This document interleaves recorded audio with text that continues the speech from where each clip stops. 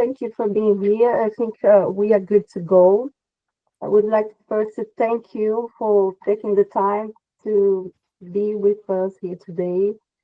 We are going to have a good conversation. I mean, I want to, first of all, thanks to Ana for being here as well and be so open and share her story, like with an open heart.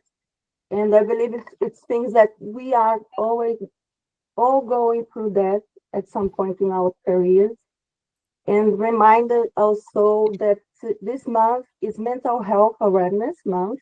So we are bringing this conversation here actually for us to reflect about the inner work that is very important for us to actually do, to be authentic in our personal life, in our professional life as well. So I hope you enjoy, and please feel free to share your opinion or ask any question. You can unmute yourself as well. And then we're going to open up as well the mic for if you have any question to ask for us, okay? I'm going to introduce Voice very quickly here. So Voices is a non-profit company created by the World Economic Forum Global Shapers and Cambridge and Dublin hubs. We believe that women support each other. We can cross the bounds of gender inequality in public professional space.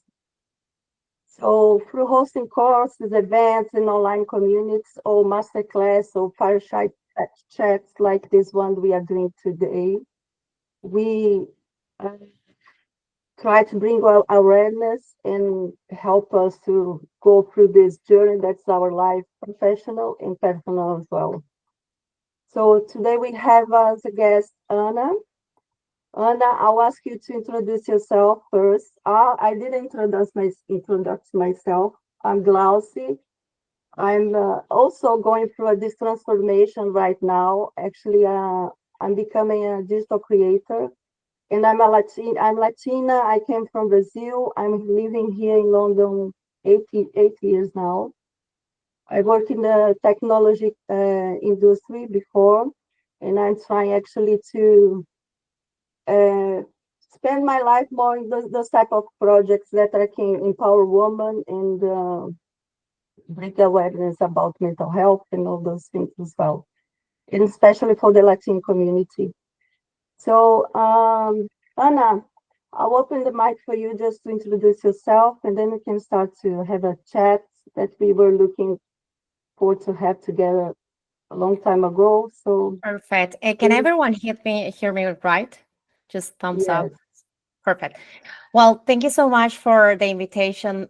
Thanks everyone who joined and those who are listening in the recording, because I know some of you registered, but will be listening this in the recording. So thank you so much for having me here. For those of you, I see some familiar names, but for those of you who don't know me, I was born. I'm a Colombian, also Spanish. Um, I love connecting people. I love podcasting is one of my passions. I love sharing learnings and those seeds of transformation.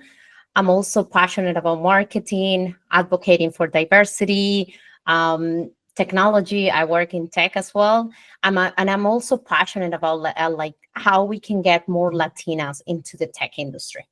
Been in London for about 7 years, I think this year. And I'm just currently started a new job as a fractional CMO for a company in Latam called Enquadrado. And a fun fact about me, I've lived in 6 countries in my life, and it's been a very interesting journey. Thank you so much, Anna. It was a very good introduction. So I want to remind, before we start, I want to remind everyone here that today, actually, we are not just talking about leadership. We are talking about the weight behind it, the stories we carry, and the work it takes to lead with truth. So, Anna, to start, uh, first, I would like to bring some awareness as well about the report for mental health UK for this month. Burnout. Anyone here ever heard this word before? Ever went through that before? Uh, put in the chat your thoughts about this, the burnouts. Like the report says that 34% high stress adults experience, 91 affected, and the survey just grows. Like it's a big problem in these days. So I want everyone to share in the chat if they ever went through something like that before. And I want to first ask you, Anna, have you ever went through something like that, burnout? Yes, I did back in 2019.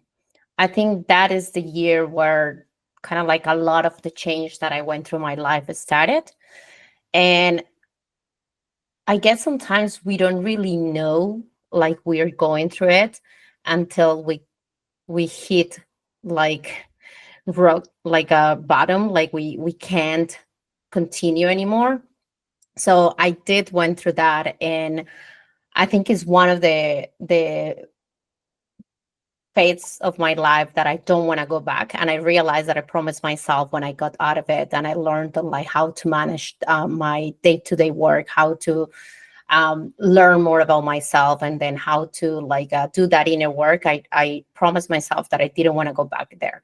And it's very easy that like you start going and kind of like taking steps and going back. But then I now have like the tools, and then I realize, okay, I'm going back into this pattern, that I need to take Mm-hmm. myself out of it. But yes, it's something very serious. And I think the first sign of this is our body is super intelligent, and our body start talking to us, but sometimes we just don't listen. Yeah, it's true.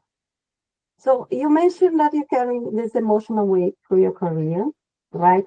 Uh, tell me, what did this weight actually look like day to day in your life? How was it?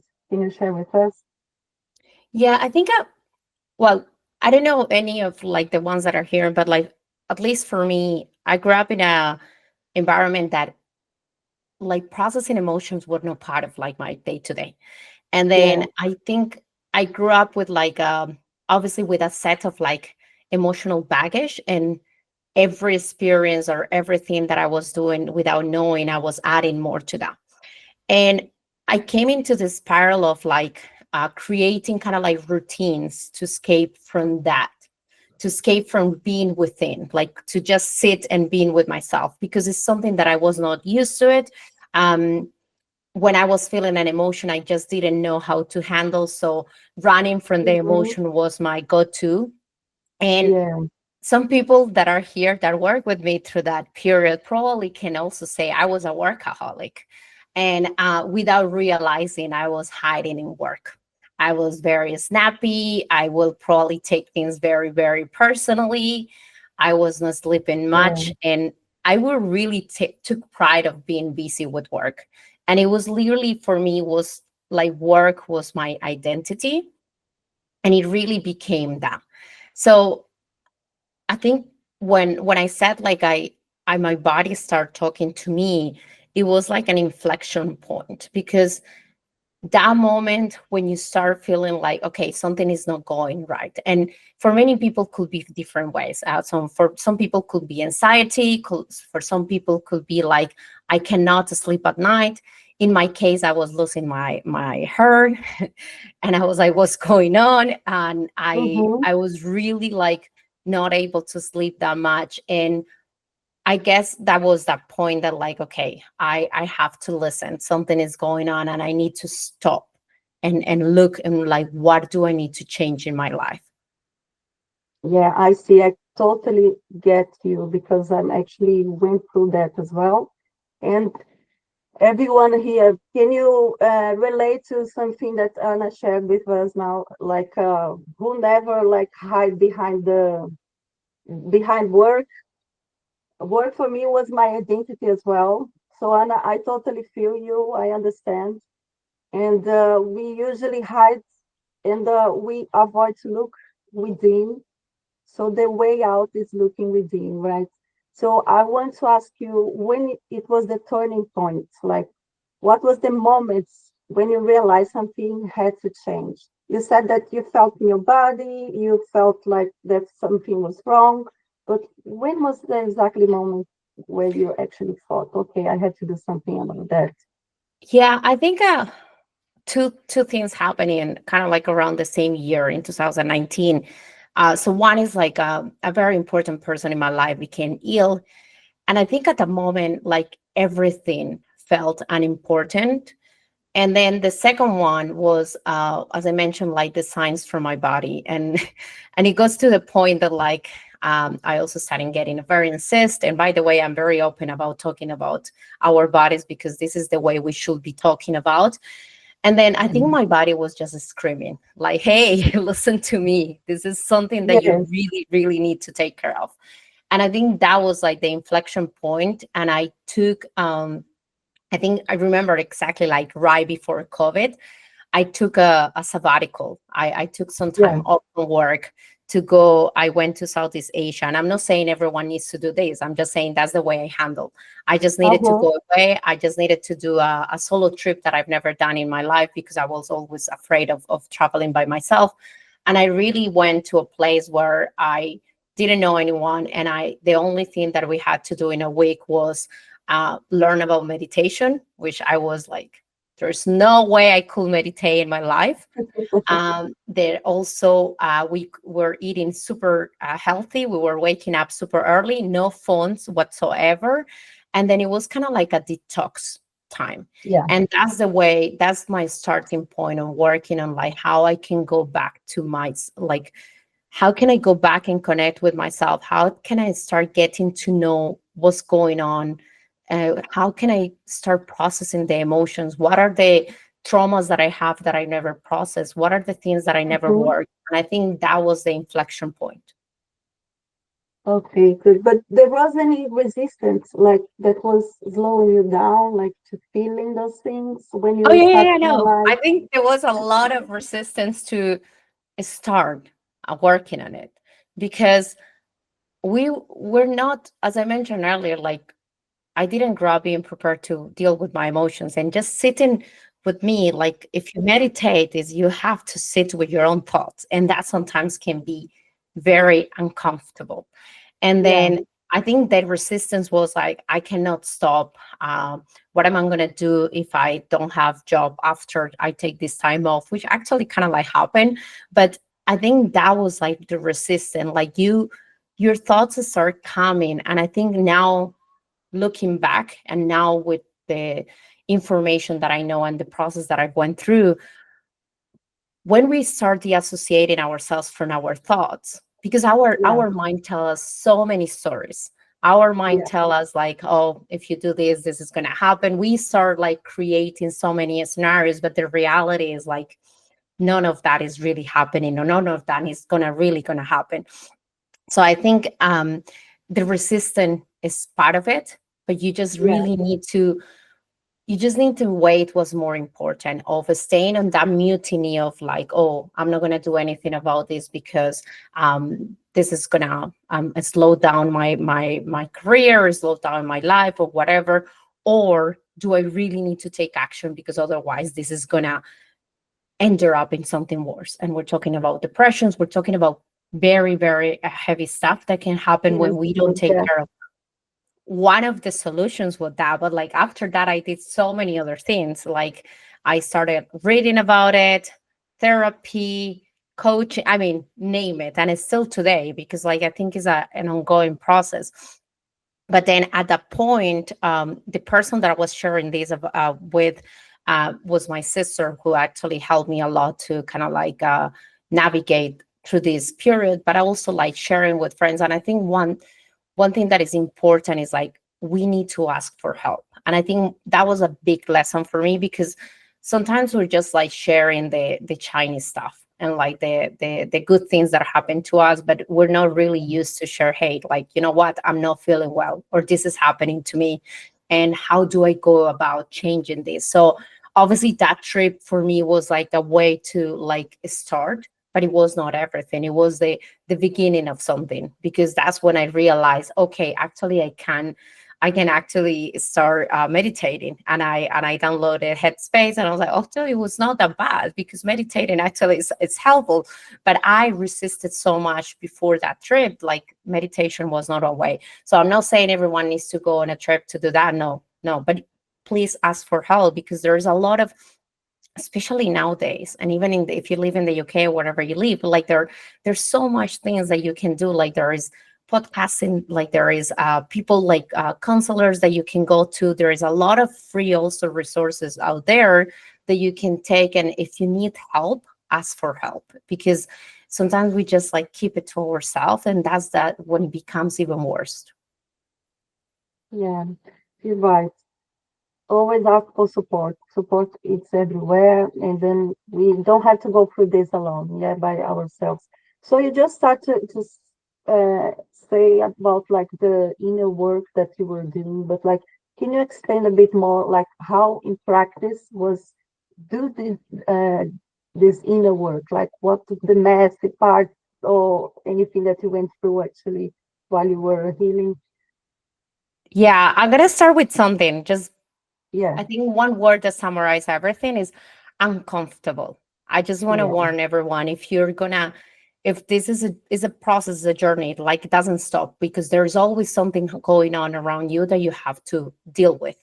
And it is uncomfortable at first, because you have to really go and dig into, okay, why do I behave this way? What happened to me in my childhood that is actually what am I projecting from what happened to me in my childhood that I haven't dealt with? And what I started really doing is like, so I'll tell you a little bit of everything, because it's been so many things, but like, started therapy was a savior, obviously during COVID as well, mm-hmm. like, was a savior. And then also, like, really started like group therapy. I did tapping Yeah, therapy to deal with a couple of traumas. I've done hypnotherapy. I've done so many things. And then from each of them, there were so many parts of my life that I was confronting. And I think the most important is like the things that used to be like, it used to bother me, the things that I used to hate about people, because it's very interesting. Most of mhm. the time we're complaining about people, but the Yeah, reality is that people has nothing to do with the to problem. It's do. us projecting something into that person. And then we realize, wait a second, what is actually that person or whatever that person is doing trying to teach me? And when you start reframing things, when you start seeing things in a different way, and when you start getting to know yourself, when you start really making peace with the things that happened to you in the past, and then it's like, okay, this happened to me, it happened, I cannot go back, but what can I learn from that, and how I'm going to deal with everything. And then the other thing, to me, the one big one for me was, obviously, without going into a lot of details because it will be hours here, but like, there were two important traumas in my life that I never worked with. And I Yeah, didn't know the word post-traumatic syndrome. I actually had to, through someone that I hope that person sees this record, I really, really appreciate how much she helped me to really say, hey, listen, mhm. you have a post-traumatic syndrome. You need to work on this. And then when Yeah, I started working on that, and when I started really getting into that, I realized that, suddenly I cannot even tell you, it's not magic, but like, things that used to bother me from my mom were no longer bothering me.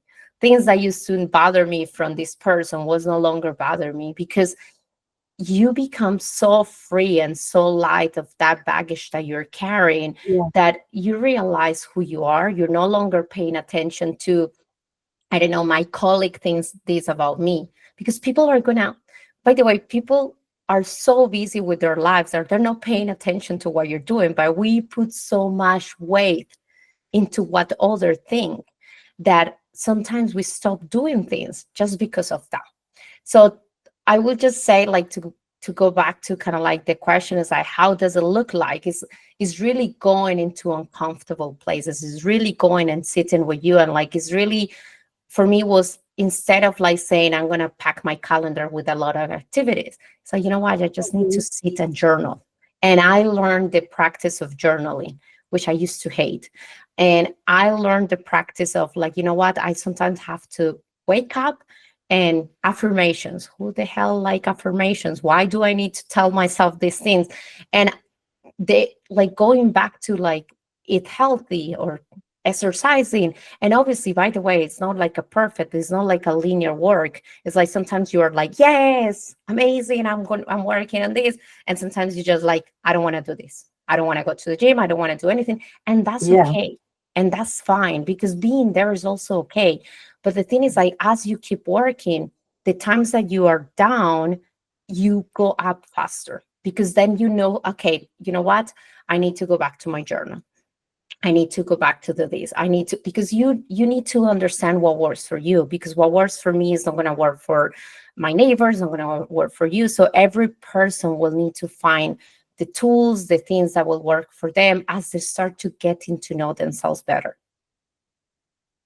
Wow. So much wisdom. I can see like how clear you see in your life now, and it's amazing. Thank you for that.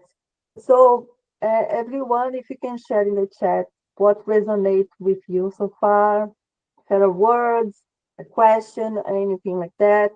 I totally agree with everything you said, but I think it starts with a decision, right? We have to be willing to go for that because it's uncomfortable. It's not every day that you're going to wake up saying, I want to meditate or I want to journaling. You have actually to do the inner work and be willing to go through this process. It's not easy, but it's transformational. Like it's kind of a reborn. You Yes. become another person and you see things clearly. You stop to uh, blame other people about your problems, about your life. You stop to be afraid to show up, afraid of judgment. So it's hard, but it worth. When I started working on this, I was within jobs, and then when I started working in my new company, like you just powered through your company, but at the same time, I joined a group of women that like we had kind of like a coach that we were sharing things, so it became kind of like a place where a safe space where a lot of us will share things that was going on in our lives. And I think there's a lot of communities out there that you can also join. So at work, I wouldn't say like, oh, that were supporting me, because I don't think I didn't share that with because I was starting a new job. But then later on, like few years in that position in my previous job, I was very open about it. I was like, you know what, I'm doing therapy, I'm doing coaching, I'm doing, because again, I said I was doing everything. I had a list of the things I needed to work. And then if I don't know, one day we were having a conversation, and I was just talking about this because I became very open about the things that I needed to work. And you say, you know what, maybe you should try this. I was open to try it because I knew I needed to do something about that. So it was not like just one thing. I wouldn't say that was like a recipe of something. I tried so many different things. I work in many things. And when you also go to therapy, you have to know exactly what is the area that you need to work. And Yeah, also, one thing that I learned is like your therapist is not your best friend. Like you go to a therapist for one specific reason, and maybe for another specific reason. Just to give you an example, if you go to your therapist because I don't know, you have an addiction, just to say, you go to someone that maybe is very specialized on that, but maybe you have a problem in a relationship, and maybe you might choose a different therapist, and that's okay, because like a therapist is not going to go there to tell you what to do. They need to ask you the right questions in order to for you to come with the answers, and what's the direction that you're going to take in life. So I mean, when I say people should go to therapy or should work with someone, but everyone needs to do these at their own pace or their own time. But I really advocate for therapy because it really helps it, especially when we if we haven't grown up in a place where we were able to process emotions, where we didn't even know the name of the emotions. By the way, like there's so many things about emotions that I learned that I didn't even know, and it's still learning. yeah, but yeah, it's good to that you are talking about therapy because I think even in those days, there are some stigma around therapy, about going to a psychologist, how actually this therapy or self-reflection, like what's the role that those things play for you to reconnect with your voice? I think it was massive because it's very interesting. When I was little back in Colombia, in my school, we had a therapist. Don't ask me, but that was very interesting. And I used to go for other Oh, reasons. And it kind of like was normal in my family. yeah. But then through so many years, I didn't really even went to a therapist like until 5 years ago, or no, I'm lying, 7 years ago, that I decided that I needed to work the relationship with my dad. I was not really talking to my dad at the time, and I knew I needed to heal that. That was the first time, actually, before this 2019, that I worked with therapy about something in very concrete. So, but to me, therapy, coaching, all of these things have been like very, very important because it really helps you again to, it's kind of like peeling layers, and you're like, oh, by the way, what Glossy was saying yesterday is no longer bothering me because now it doesn't really matter. And also, like, I used to wanted to control everything, and there are times that I still come around. Like, I'm not saying you become a saint or anything like that, not not not even close. But then you really start noticing, like, right now, one of the questions that I ask myself a lot of the times is like, can you really control this, yes or no? And based on the answer is how I react, because I learned something from the therapist and from my coach that she used to say very often is like, the only thing that you control is how you react to a problem.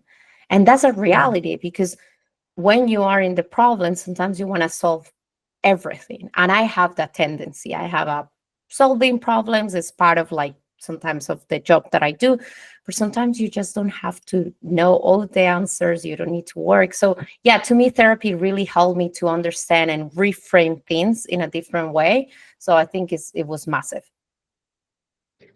So tell me a bit more about reframe things in different ways. Like you had to rewrite your story or just remember who you really were through those self-healing, self-reflection, those narratives that you told us about. You how actually this worked in your mind? Like the you said that you went through post-traumatic syndrome. I think I'm Yeah, sorry, I syndrome, don't remember the PTSD. exact name. How actually you you rewrite those stories in your head, or you just accept as it is? How actually I was mean, it? I don't think it's like there is a like a recipe, like a specific recipe, but I'll tell you one thing. So a lot of the things that really helped me was the group therapy. Um, didn't believe in group therapy, by the way. Back in the days, I used to think group therapy was just for if you were an alcoholic, if you were like if you had an addiction. Like, if you ask me 5 years ago, I will ever do group therapy, I will tell you no way. And the difference of therapy one-to-one to group therapy is a very interesting difference. And is actually, there's a lot of research on this, is that when we go to group therapy, you don't have to face your problem, because sometimes someone is talking and sharing about their problem. And by them, it's called hypnosis, I believe is the term. By them being coach, you're actually are relaxed. So you're you're more receptive. So you're not really like, I don't want to share, I don't want to talk about this. Mm-hmm. And then True.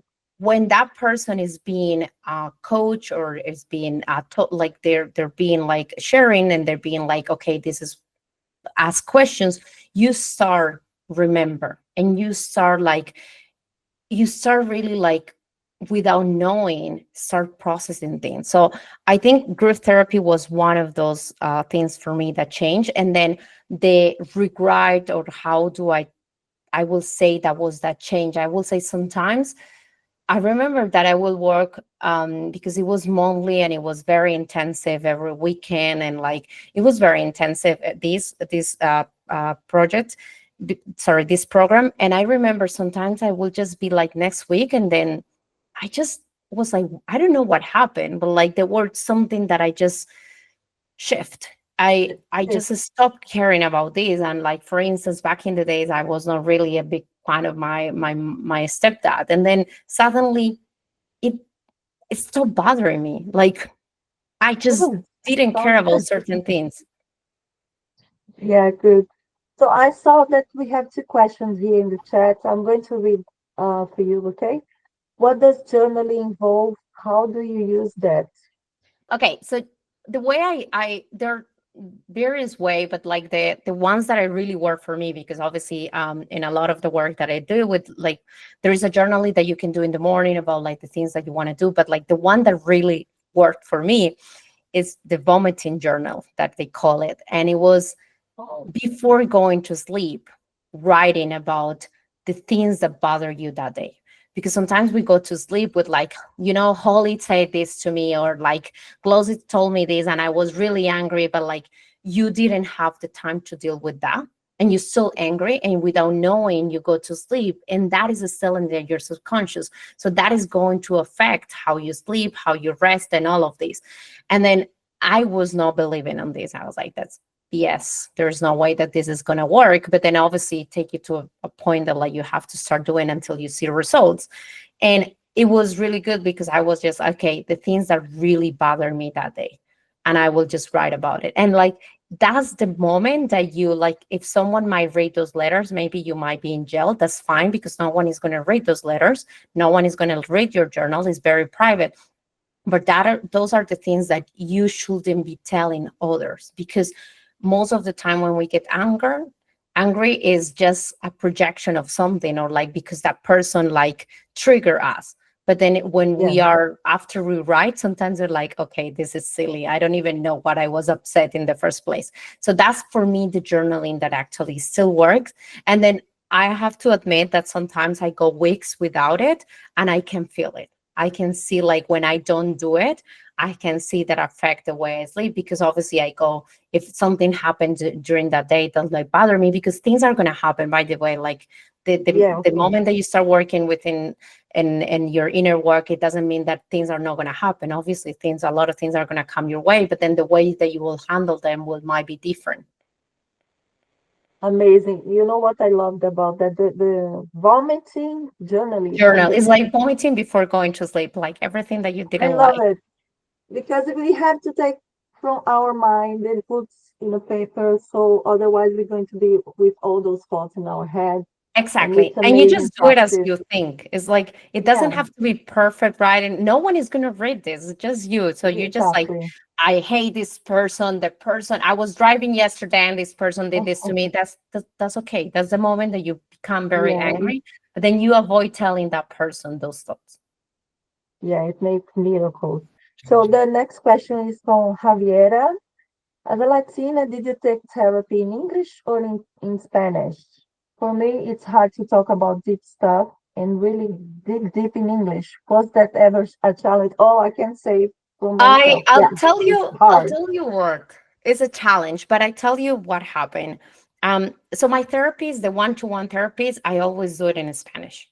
Is just like the it also like that I think a person that have lived a similar culture context than me is going to Yeah, probably have a better understanding of some of the things that I probably need to heal from my childhood. However, the program that I joined, that was a group therapy, was 100% in English, but then there was people from everywhere. And one very interesting thing that happened to me is like I used to think that obviously, like the problems that we have as Latinos, or we have, I don't know, some in other countries, that just from that culture. And the reality is that if you start listening, most of the things that happen in your childhood are very similar. So I have to say that obviously I felt more comfortable like in Spanish in the one-to-one, but the group therapy, especially being in the UK, I had to do it in English, and it was fine. Um, and then they also like it's very interesting because there are terms that then you don't even know how you say them in Spanish, but you just say it in English, and that's fine. And I think you need to do whatever works for you. Like if English Yeah, works, if Spanish, Portuguese, whatever is your language works, yeah. do whatever you do, like whatever works for you. Yeah, and today, like because everything's online, it's kind of more easy to reach someone in Spain or in Portuguese. Like I have some friends that they do every week, like with a Portuguese therapist. So I think it's more accessible now. So actually, it's easier to be in our own language. So yeah, Whatever is easy. I thought it yeah, like it was. whatever works for you is the But best I best wouldn't option. stop you from trying in English. So just for those that are living in the UK, if you're going to, Yeah, of like, I don't course. know, a program or like a community, and English is not your first language, and that's the only option, don't let that stop you from doing the work. Yeah. Because as I said, like, I was surprised that a lot of the sharings that were coming, I was like, oh my goodness, that happened to me. And that person was born in Poland, or that person was born actually in the UK, or that person Hmm. was in Ireland. So, and then I was like, oh, actually, it's not that different. It's just different context, but then Yeah. the actually the end probably the problem, or the like the root is kind of like similar. So I wouldn't stop because of that. Yeah. So I want just touch in a professional environment before we open up for questions. Uh, like you said that you stopped choosing what looked good on paper. Okay. What were some of those shining things that you had to walk away from work? Or how do you know today when something's not aligned?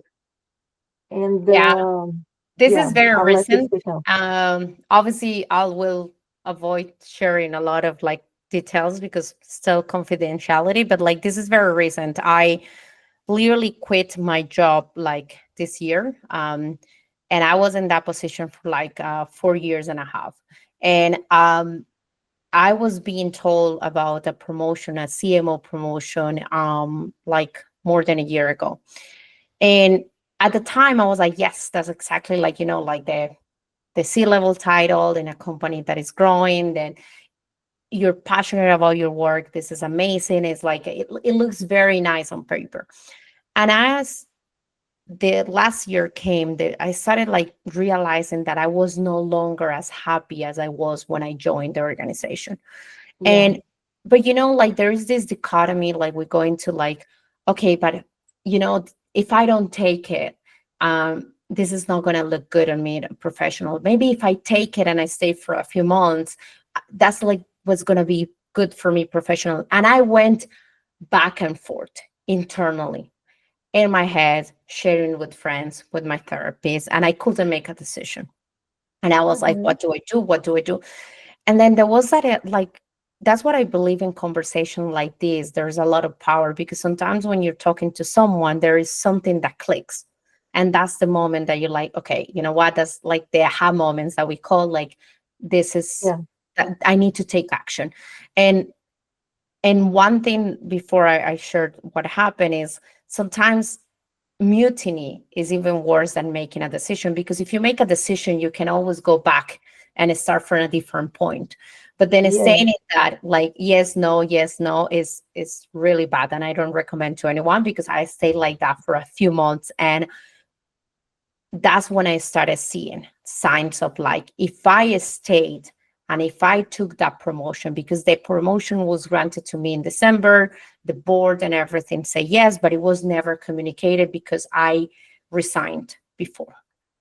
And the reason I resigned, and the reason I really took the courage of saying, choosing me instead of choosing, I was not choosing the company. I was not choosing against me, because I didn't want to stay there. I realized that if I stay, I was going back into my burnout, because I was starting to having like signs of burnout, in a Mm-hmm. sense that I was inside, I had anxiety. I was not that happy about going to work. I was not that happy about certain projects. There were things that were bothering me.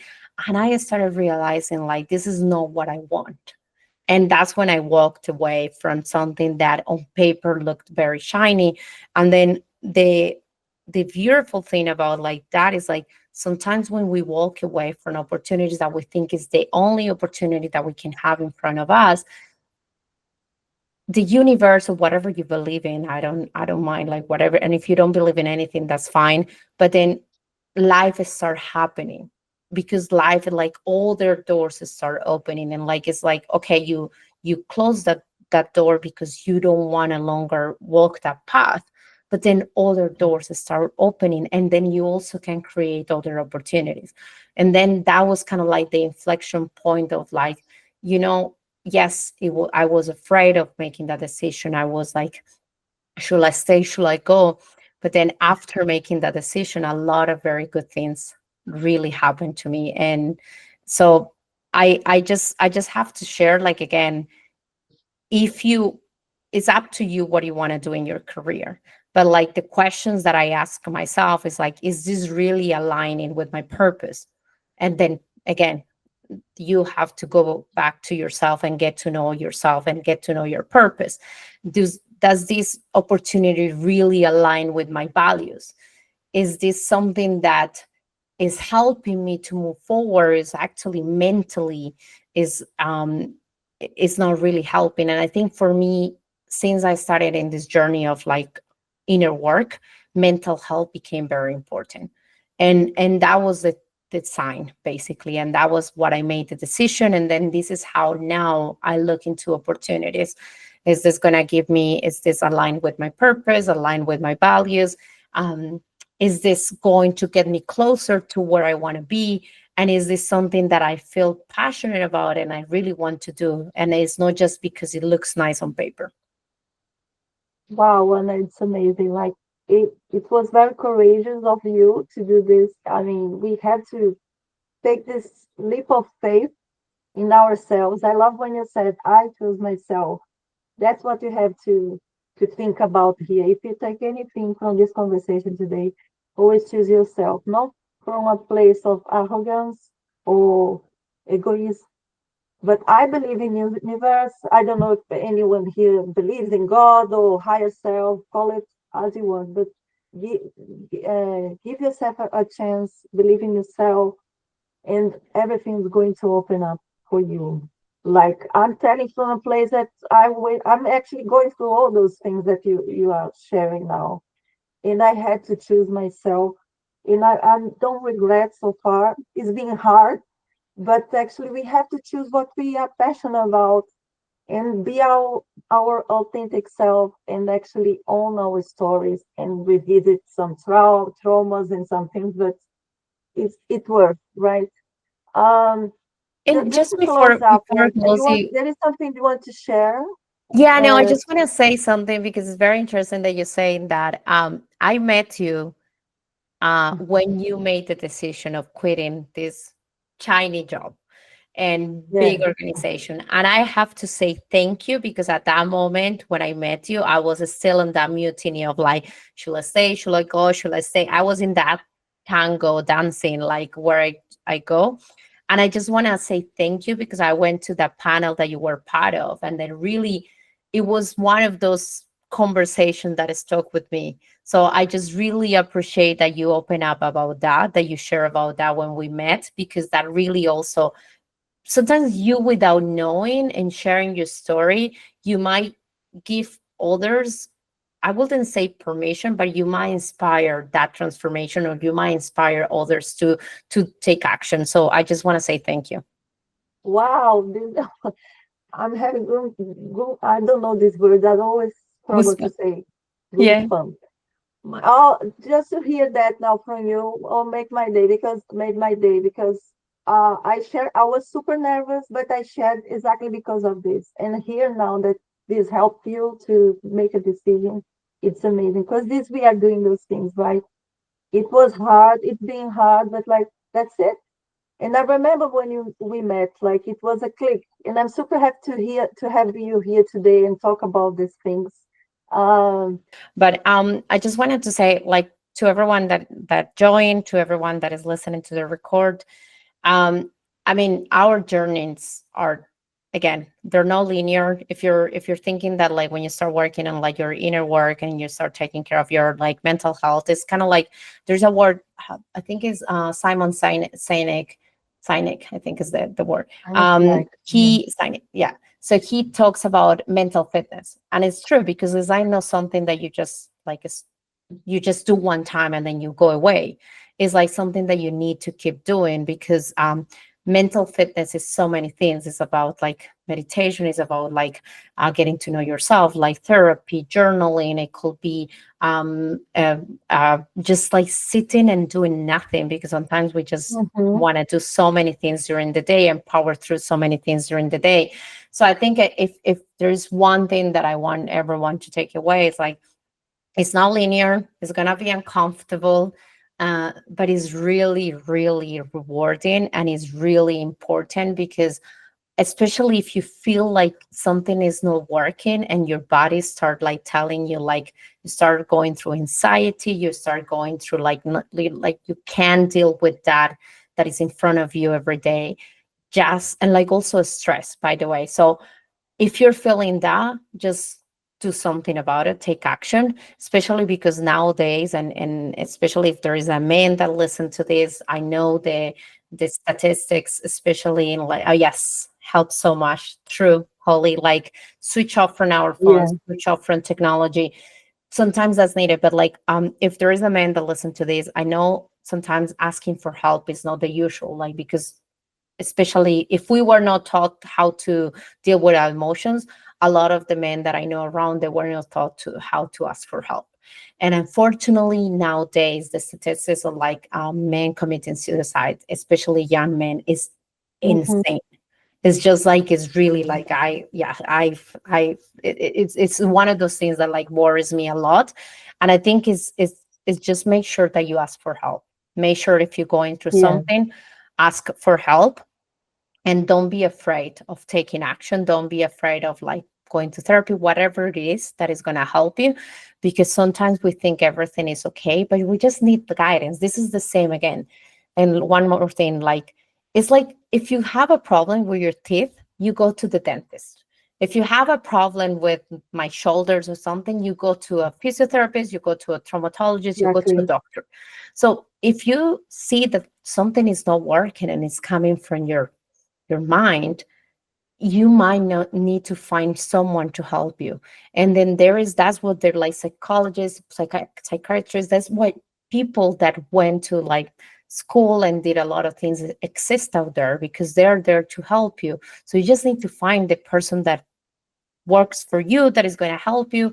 And they might not tell you the things that you want to hear. By the way, most of the time it's like, as I say, uncomfortable. But just make sure that you ask for help, do the work. It's not going to be comfortable. It's not going to be linear. And it's okay. Sometimes you go down. You just need to get up and then keep working. And then that's it. Amazing. Oh, beautiful, beautiful. Glad for you. So we don't have questions here. I guess anyone have any questions. So I just want to thank you so much for being here today, and everyone else that spent this afternoon with us, like this hour. And I want you to remember, like, you are not alone. Like Anna said, ask for help. And a question as well that I want you to take away. What truth are you beginning to live from now? Like what, even if it still feels fragile, what's the truth? What's the belief that you inherit that you are now gently rewriting from this conversation? What are you taking? And what are you ready to release to make space for what is real now in your life? So take these questions with you. And thank you so much for sharing your story, to be so open. I'm super happy for this conversation today, and I'll take a lot of good advice from you. Like the way I kind of inspired you in the past, now you inspired me. Like you gave me actually strength to keep going. And thank Keep you so going. much. Thumbs up Thank, for claps and thumbs up for Anna and for all of us for being here today. Like thank to you. actually Thank you, take the first step. everyone. And thanks for all of those watching the recording. And yeah, thank you so Yeah, much. thank Thanks for the you. invitation. Exactly. And please join our LinkedIn and Instagram as well. We're going to share here, and we are going to launch our newsletter this week and share with everyone. We're going to share the recording in our newsletter, in our socials as well. And a lot of things are coming, and keep an eye on voices. And thank you so much for being here.